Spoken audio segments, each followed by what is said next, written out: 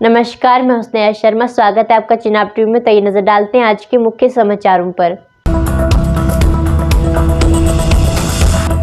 2 दिवसीय जागरूकता कार्यक्रम के दूसरे दिन 13वीं बटालियन एनडीआरएफ ने आज स्पोर्ट्स स्टेडियम डोडा में जिला आपदा प्रबंधन प्राधिकरण डीडीएमए डोडा विशेषपाल महाजन की देखरेख में भूकंप, भूस्खलन और आग की घटनाओं पर मॉक ड्रिल का आयोजन किया गया।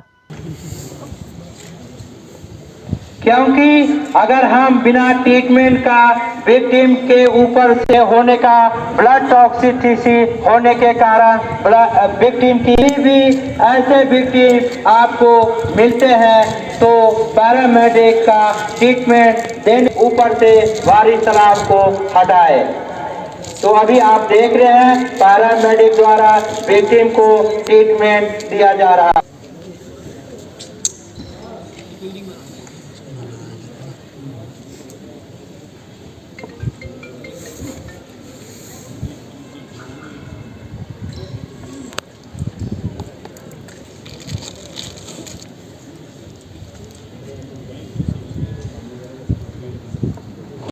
मैं assistant commandant Javed Iqbal 13 NDRF से। हमने डिस्ट्रिक्ट डोडा में 8 और 9 कल से लेकर आज तक 2 day mock exercise on earthquake and landslide पे किया, जिसमें हमने मल्टी एजेंसी हमारे साथ इन्वॉल्व थी और सभी हम डिस्ट्रिक्ट एडमिनिस्ट्रेशन डोडा का धन्यवाद करते हैं कि जिन्होंने हमारे इस मॉक एक्सरसाइज में अपना योगदान किया। साथ साथ इसमें फायर ब्रिगेड, पुलिस एडमिनिस्ट्रेशन और स्कूल के प्रिंसिपल, स्कूल के बच्चे जो हमारे इस प्रोग्राम को देखने के लिए जो भी अवेयरनेस यहाँ पर डिस्ट्रिक्ट डोडा में हमने बताया, तो हम उम्मीद करते हैं कि भविष्य में किसी टाइप का डिजास्टर आएगा तो कम्युनिटी से लेकर एडमिनिस्ट्रेशन और सारी एजेंसियां मिलकर एक डिजास्टर को मिटिगेट करने का काम करेंगे। इसमें सबसे पहले फर्स्ट रिस्पॉन्ड जो करता है पब्लिक ही करता है। अगर डिजास्टर बहुत बड़े एरिया में आया है तो फिर वहाँ पर सेंट्रल एजेंसी इन्वॉल्व हो जाती हैं, जैसे एनडीआरएफ, एसडीआरएफ या बाहर से आए हुए जितने भी मिटिगेशन करने वाली फोर्सेज हैं वो शामिल हो जाती हैं और ताकि ज़िंदगी को या लोगों के जो लॉस होने वाला है उसको बचाया जा सके। अल्फा 34 अल्फा ने विक्टिम के ऊपर से भारी स्लैब निकाल दिया है। जल्दी से जल्दी एफआर टीम को भेज दें ऊपर।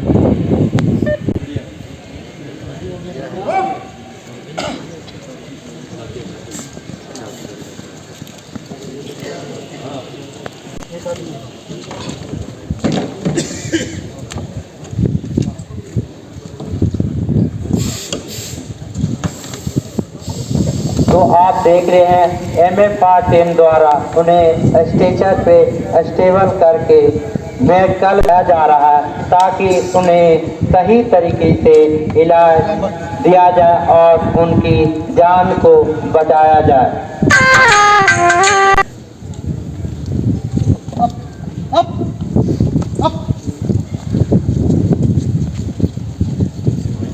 विक्टिम के सर आप इसको फोन किया, एक आदमी फोन किया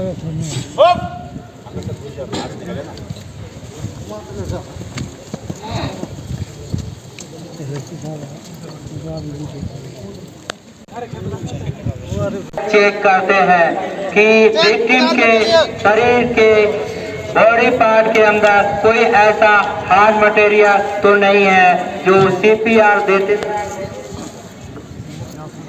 अगर उनके कोई कड़ा या अंगूठी या जूता पहना हुआ हो तो उन्हें निकाल दिया जाता है। उसके बाद पल्स चेक किया जाता है। Circulation absent, start CPR. आपने देखा रेस्क्यू टीम को सर्कुलेशन एब्सेंट पाया जाता है तो अब वो सीपीआर की कार्रवाई करेंगे जिससे कि विक्टिम की जान को बचाया जा सके। अभी आप देखे हैं खाली 30 बार दबाना है और जो डेप्थ होता है उनका 4 से 5 centimetre.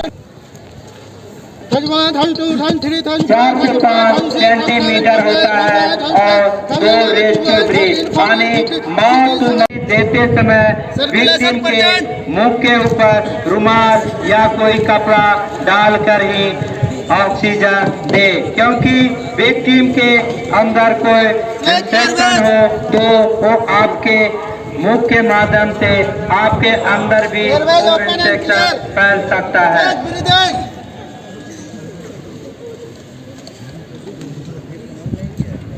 Head to toe. Pulse present हो जाने के बाद रेस्क्यू टीम फिजिकल एग्जाम करते हैं कि कहीं विक्टिम के किसी और दूसरे बॉडी पार्ट में चोट नहीं लगा हुआ है। Master bleeding. Eye orbit, no बिबिडॉक, nose. Trachea in middle line. All letters are still. देखा आपने स्पेस कम होने के कारण रेस्क्यू टीम वहाँ क्रोलिंग करके बिल्डिंग के अंदर प्रवेश करते हैं और उन्हें स्ट्रेचर में स्टेबल करके बाहर निकालते हैं।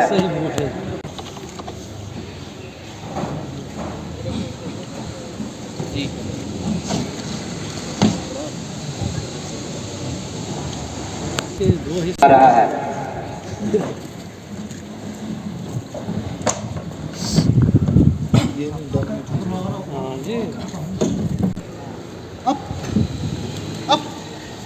विक्टिम को बाहर निकालने के बाद उन्हें मेडिकल बेस पर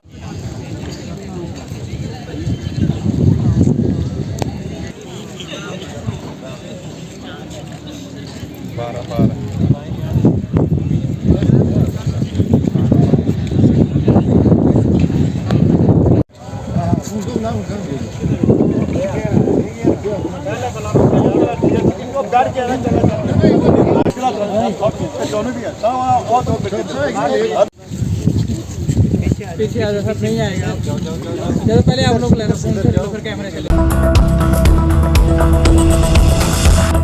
जम्मू कश्मीर पुलिस के जनसंपर्क कार्यक्रम की निरंतर और आम जनता की शिकायतों को जानने के लिए एसपी ऑपरेशंस डोडा श्री राजकुमार ने एसएसपी डोडा श्री अब्दुल क्यूम के मार्गदर्शन में मंचर भागवा गांव में पीसीपीजी बैठक आयोजित की, जिसमें पीआरआई और क्षेत्र के अन्य सम्मानित लोगों सहित बड़ी संख्या में लोगों ने भाग लिया। जेकेपीसीसी प्रेसिडेंट फ़िकार रसूलवानी ने डीएपी लीडर और एक्स म्यूनसिपलिटी के खिलाफ बयान के संबंध में एक प्रेस कॉन्फ्रेंस की गई। तो देखिए मेहरान वानी की रिपोर्ट। बिस्मिल्लाहिर्रहमानिर्रहीम। इस प्रेस कॉन्फ्रेंस का मदा और मकसद यही है कि कल जो हमारे फ़िकार रसूलवानी साहब ने हमारे खिलाफ़ कुछ गलत शब्द इस्तेमाल किए हैं, उनको आप तक वाज़िया करने के लिए और आवाम तक पहुंचाने के लिए आज मैंने ये प्रेस कॉन्फ्रेंस बुलाई है। तो आज मैं आपके सामने हूं।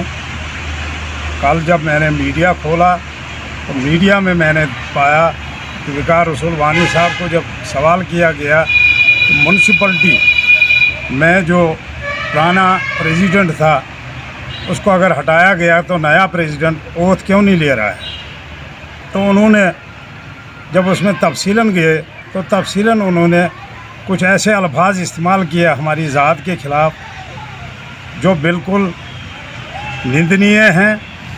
मैं उन अल्फाजों को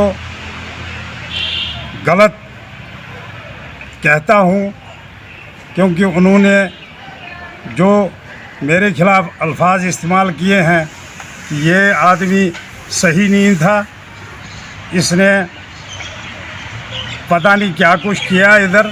तो मैं उनको कहना चाहता हूँ कि मैंने जो 4 साल का अरसा म्यूनसिपलिटी में दिया, मैंने एक ईमानदारी के साथ काम किया और वो सारा काम पब्लिक के सामने भी आया है और मीडिया के सामने भी आया है, क्योंकि यहाँ पर हमारे फ़िकार रसूलवानी साहब एमएलए रहे, उसके बाद मिनिस्टर रहे, मगर म्यूनसिपलिटी के ऊपर कोई भी तवज्जो न दी। तो 2010 में जब बिल्डिंग जली तब से आज तक उन्होंने कोई भी उसके लिए इंतज़ाम नहीं किया। मैंने उस बिल्डिंग के लिए 4 करोड़ रुपया सैंक्शन करवाया। उसके बाद आपके सामने आया है कि यहाँ पर जो ड्रेनेज का सिस्टम था उसको सुधारने के लिए मैंने 2 करोड़ रुपया उस पर लगवाया। आज बनहल का वासी इस डागमुल्ले से लेकर पूरा जितना भी हमारा म्यूनसिपल एरिया है उसमें एक साइड से चलता है। बेहतरीन ड्रेन बनी है, उसके ऊपर हमने अब टाइल का काम भी रखा है। ये मेरा काम था, मगर बदकिस्मती से कई बार विकार रसूल साहब ने मुझे कहा कि आप गलत कर रहे हो, आप हमारे कहने पर नहीं काम कर रहे हो। मैं कहा मुझे लोगों ने बनाया है, मैं लोगों का नुमाइंदा हूँ, इसलिए मैंने हर इलाके का जो भी तामीराती काम था वो मैंने, चाहे वो वहाँ एनसी वाला था, चाहे पीडीपी वाला था, चाहे बीजेपी वाला था या कांग्रेस वाला था, मैंने सबों को यकसा काम दिया, रास्ते दिए, उनकी ड्रेनेज सिस्टम ठीक किए और जो भी हमारे काम थे हमने बखूबी ईमानदारी से काम किया। इसी गर्ज से विकार रसूल साहब ने मेरे साथ गलत करके मुझे इस पद से हटवाया। उसने इसमें पता नहीं न जाने कहीं कोई पैसा भी मत दिया होगा कि मुझे हटाने के लिए। तो जो ये कह रहे हैं कि ये जी गुलाम नबी आज़ाद साहब का सारा है कि वो बीजेपी से ये करवाता है, ये उनका गलत कहना है। ना मैंने कभी आज़ाद साहब को इस बारे में बताया है, ना आज़ाद साहब कोई इतना छोटा लीडर है कि वो इन छोटी छोटी बातों की तरफ ध्यान देकर वो ये काम करेंगे। लेकिन काम यही कर रहा था कि मैं हर एक तबके का, हर एक पार्टी का, हर एक आदमी का मैंने यकसा ख्याल रखा। वो मुझे कह रहे थे कि आप जी खाली कांग्रेस वालों का काम करो, मैंने नहीं किया। तो इस गर्ज से आज वो जो इल्ज़ामात मुझ पर लगा रहे हैं, ये इल्ज़ामात बिल्कुल बेबुनियाद हैं, क्योंकि मैंने यकसा काम किया। यहाँ के चाहे वो रूरल के लोग हैं, चाहे वो अर्बन के लोग हैं, वो सब जानते हैं कि मैंने अपने 4 साल के पीरियड में कितना अच्छा काम किया। इसमें मैं देखूँगा कि कानूनी कार्रवाई क्या बनती है, कि वो मुझे प्रूफ करके दे दें कि मैंने कौन से गलत काम किए हैं। क्या यही काम किए हैं कि जो मैंने रास्ते बनवाए, नालियाँ बनवाई, यहाँ पर मैंने बिल्डिंग बनवाई जो 2010 से जली हुई पड़ी थी। टोटल बनहाल के म्यूनसिपलिटी को कोई भी इनकम नहीं थी, उसको जनरेट करने के लिए उस बिल्डिंग का काम शुरू करवाया है। तो ये शायद मेरी गलती थी जो उसको रास ना आई। और एक दिन अचानक उसने मुझे फ़ोन किया, बोला मुझे लग रहा है कि जिस तरह तू काम कर रहा है तुझे शायद एमएलए लड़ने की ख्वाहिश है। तो मैंने उनको कहा, मैंने कहा मैं एमएलए अगर लड़ूंगा भी तो आपकी ज़ात के ख़िलाफ़ ही लड़ूंगा, जब भी लड़ूंगा तो आपकी ज़ात के ख़िलाफ़ ही लड़ूंगा।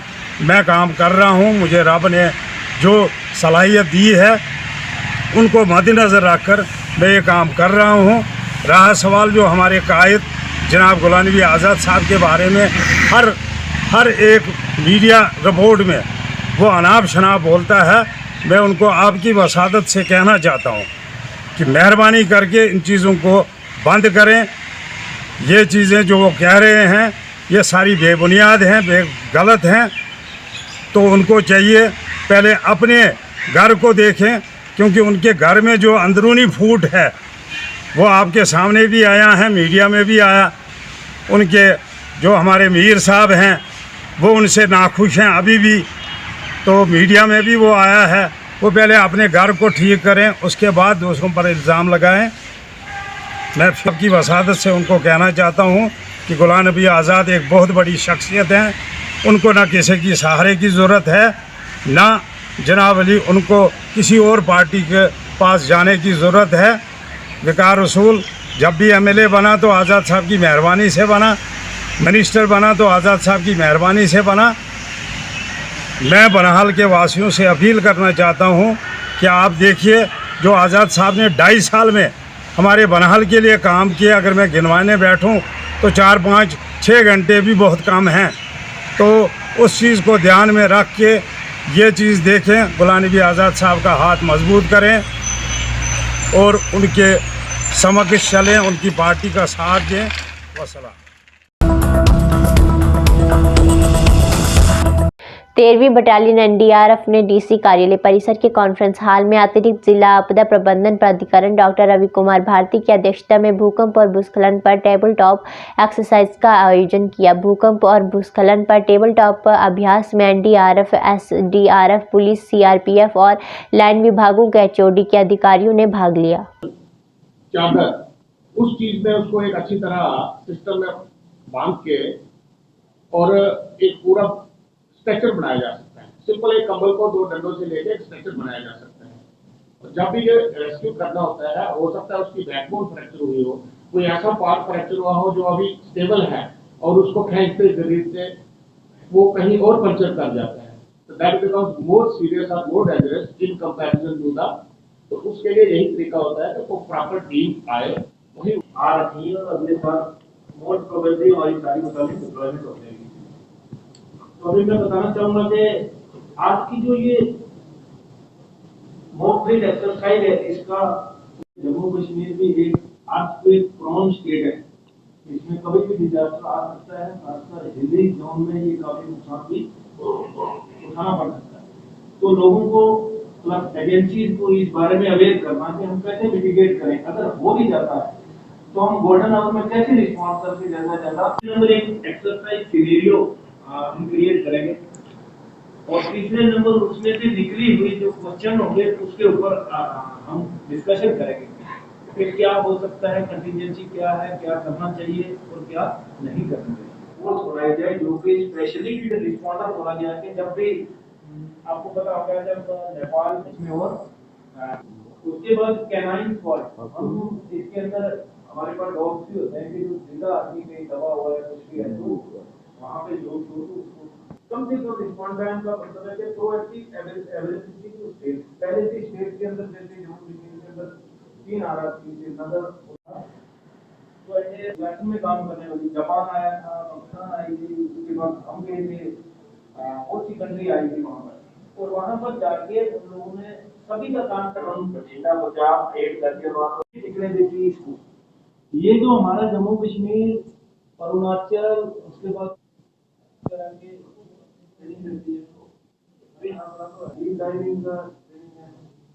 ये कुछ इक्विपमेंट है हमारे कंटेनमेंट खाली जो चीजें आने के लिए डिटेक्ट करते हैं कि हमारे पास वापस गए।